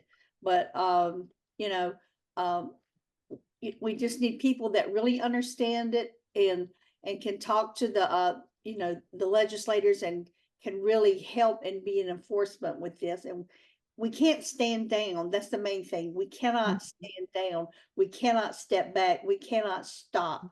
No, we've got to fight. So, Absolutely. okay. All right. Yaakov, I am still too traumatized by alienation to testify, or I am afraid to testify because I am in litigation. Is there anything that I can do to help? Yeah, so I think what Dr. Steinberg was saying really segues into this. This is a real problem that parents and children who want through alienation, I mean, they are, even if they are successfully reunited, and they're traumatizing, and some of them have PTSD. They don't want to expose their children to it any more, and put their children on a pedestal. And this is one of the issues we have in general of getting alienated children who have become adults to get out there and speak about their experiences, because it's very traumatizing to them. So I don't blame anybody at all for not wanting to, take the front seat over here. So if a person really would like to help, but just don't feel that they can take that front seat, there's a lot of things you can do behind the scenes. Help track those bills and let people know about them. Help write the whatever materials you're giving out to people. We had a person on our team. Sometimes it's a little phone tag to get those meetings with the legislators. You sign up on their online form, they don't get back to you. You call up, you send them an email until you finally get through to talk to somebody live. So maybe that person could do that. They could schedule the meetings for you. And we had a team of 3 or 4 people. Somebody scheduled meetings, and we never know exactly which one of us would show up for the meetings, but that was one less thing for us to do, that somebody scheduled it for us. That's something that they could do, help prepare the emails. If you're a member of an organization that could send out mass emails for voter voice, to get campaigns, send in petitions, whatever it might be, help take care of all that background stuff. Help recruit more people to the cause. That's one thing. Certainly, and if a person's involved in litigation, they don't want to jeopardize their case, so they can't get up and testify, but help out everybody else. And one final thing is, really be intellectually honest with yourself. It's a hard thing, but really ask yourself, can I push myself to do it? Because we need the survivors to make this statement and to be out there in public. So if you can challenge yourself, be honest. If you can't, all the respect to you, we understand. But if you can, give yourself a push, because we need your help and support. Absolutely. That's great, Yaakov. Okay, Robert. Thanks, Yaakov. Robert, your final question. Has enforcement of the law actually happened so far, or is it still too soon to feedback? No, it has happened. It went into effect September 1st, 2023. Actually, it was a year yesterday. It was its anniversary of becoming a law. So that was amazing. And so, yes, it has been effective. And I've heard from several people saying that they have filed for it and it's went through, and the judge, they got their time back. Now, I have also heard recently that a judge did not do it because they said they had discretion. They don't. So I asked them to get the transcript, and I'm about to figure out what's going on in that, because what one person says is not always what is said. Like, there's maybe a disconnect, because you got to think, if the family's in there, if you've ever been in family court, it's a blur, especially if you've been in there several times and whatever. And so it's trauma. You're literally sitting there getting traumatized because it's life or death. You get your kids back or you don't get your kids back.